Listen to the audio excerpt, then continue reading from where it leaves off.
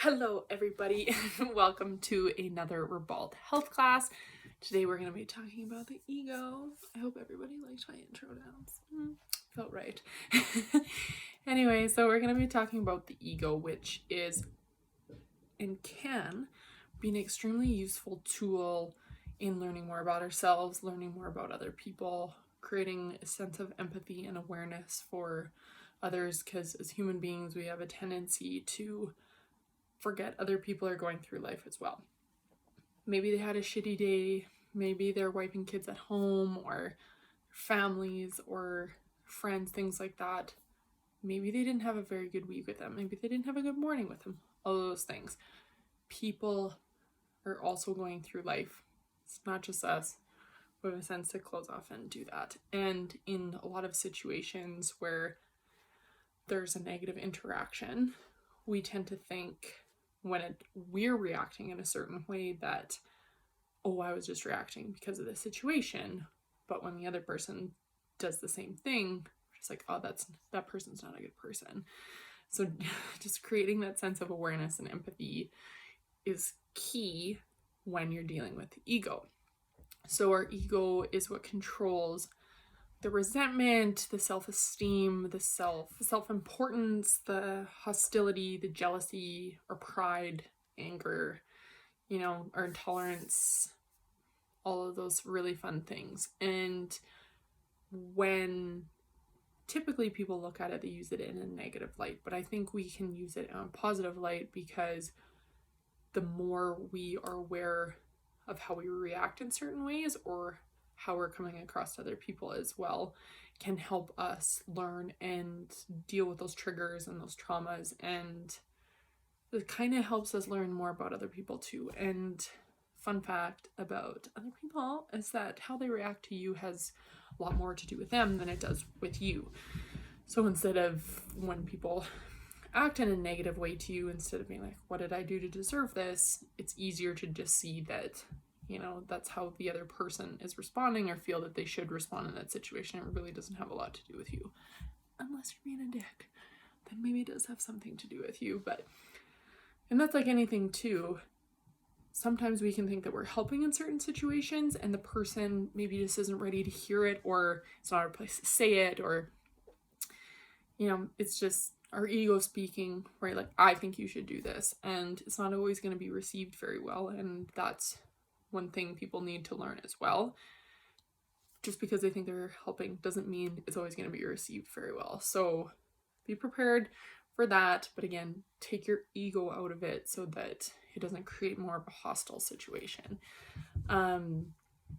So again, the ego can be an absolutely wonderful thing, because it shows in ourselves and other people where we need work and where we can grow, where we can continue to learn about ourselves and about humanity. So getting into that a little further, if you are in an interaction with somebody that is clearly operating out of ego, it's not necessarily our job to point that out.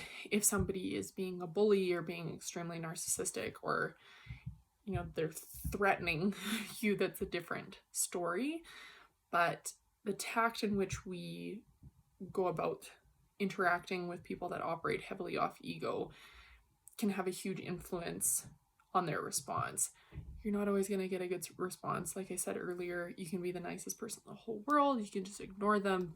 Whatever kind of person you're dealing with who operates off ego, they will respond differently.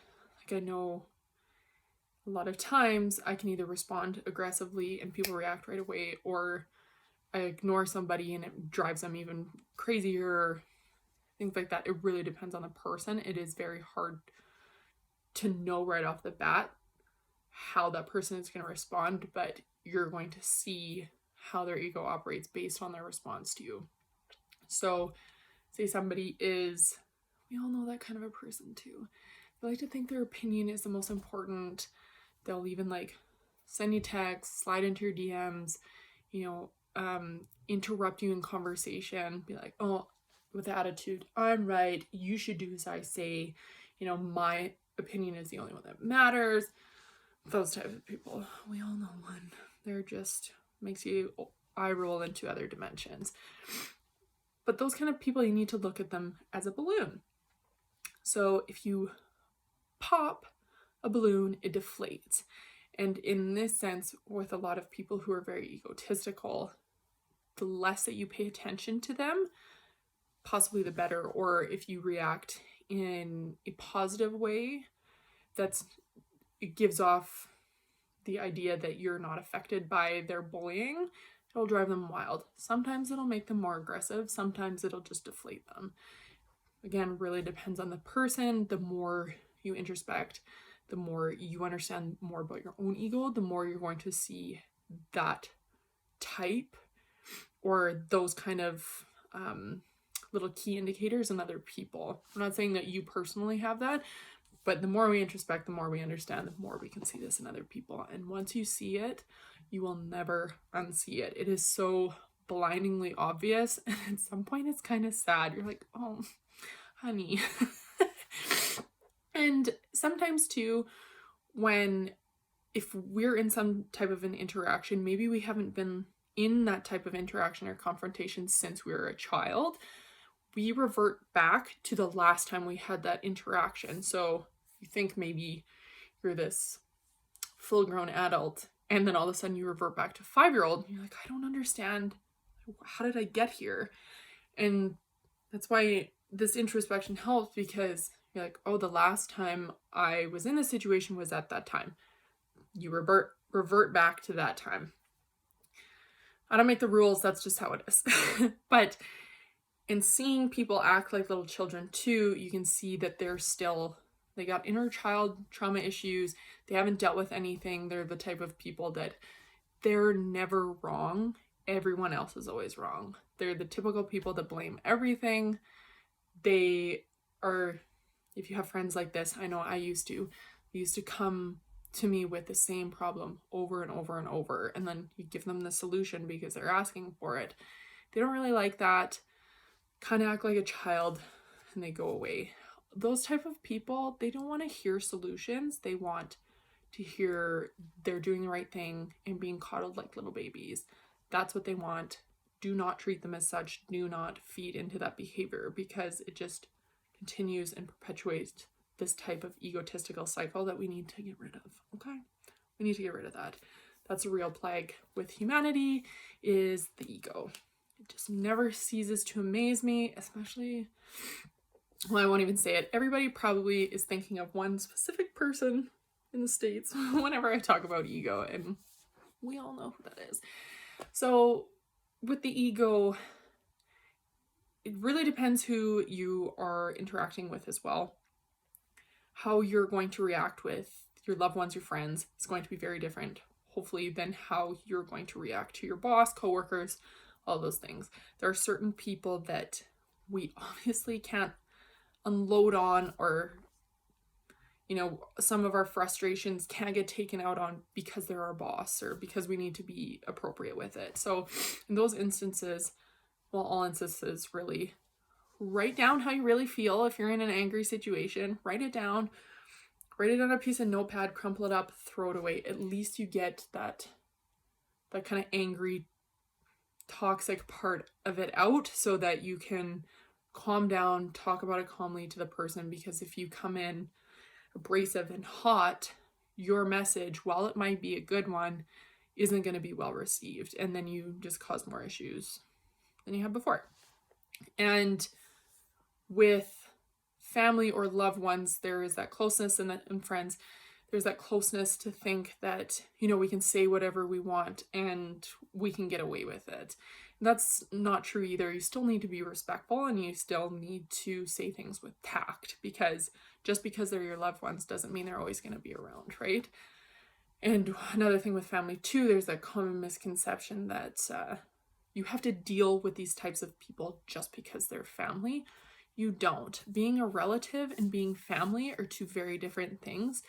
And the unfortunate part is people who operate very egotistically use that. They know that people, because they're kind and because they're family or friends, will always be there for them because they're good people. And it doesn't matter who it is. If they're upsetting your mental health or your state of calmness and well-being, they don't need to be in your life. You don't have to tell them to, F off and get out of your life, but you can say, I really don't appreciate how you're acting. It's not sitting well with me. I'm not interested in interacting with you until you figure your stuff out. And that may not always be well received either, but that's just something, it's growing pains. We don't just have growing pains when we're kids growing into our height. Like, we're going to continuously have these growing pains in our life. Sometimes those friends you were friends with in middle school or high school, you grow out, you're doing different things. It's a part of life. And while that may be sad, you give room to maybe, I don't want to say better, but like people that more fit where you're at in life. And you know what? Some people in your life are going to do that. They're going to go off in a different way. Maybe you're still down here. You got things to do, work to do on yourself. And that's just life. And the more we work with ourselves, the more we are humbled. 100%. Working with the ego humbles a person. You're not always right. That person's not always right.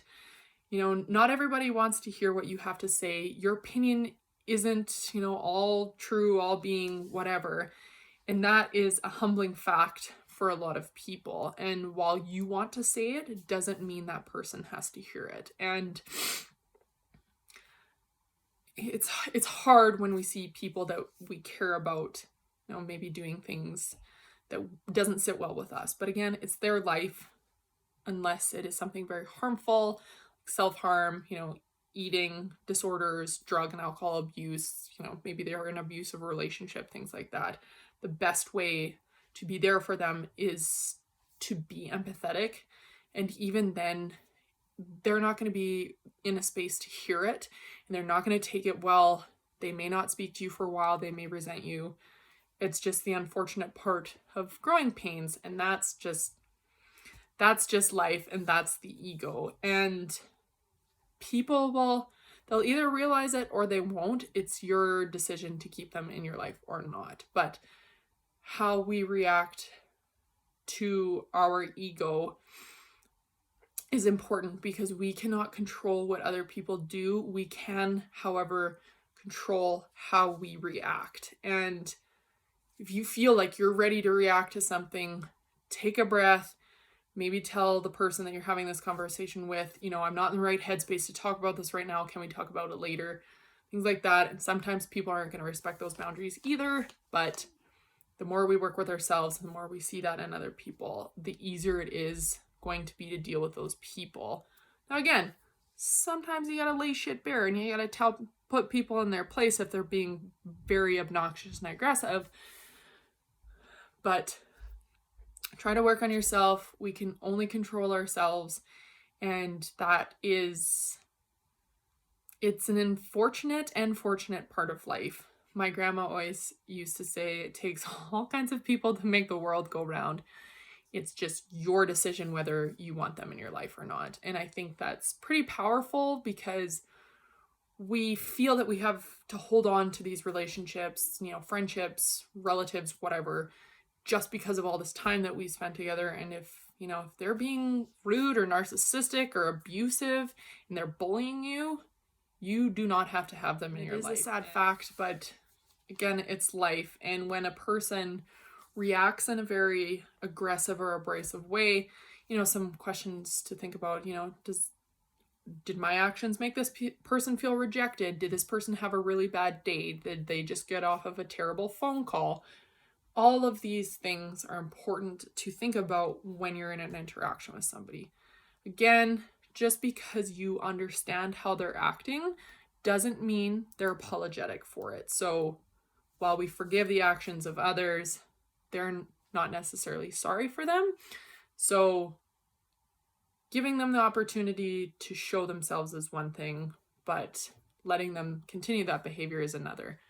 Again, it is not for us to change that behavior in them. It is up to us potentially to say that we don't want to interact with them anymore, but it's not for us to say anything if that person doesn't match your life or your values or anything of that nature. They don't need to be in your life. That's just how it is. my post on my blog, which I'll add in this, goes into a little more depth on that, and it shows traits of a narcissist, shadow work. And shadow work is really important because that's where we learn our traumas and triggers, things that we don't really realize that we're holding on to, areas of our life that we need work on. And as much as we all love to think that we're perfect and great, we are human. We are subject to a lot of life experiences for good and for bad, and things change over time. So we're constantly learning. We are unique individuals, and not everybody is the same. So the more we learn about ourselves, the better. Hope you have a lovely rest of your week, and I'll see you next week.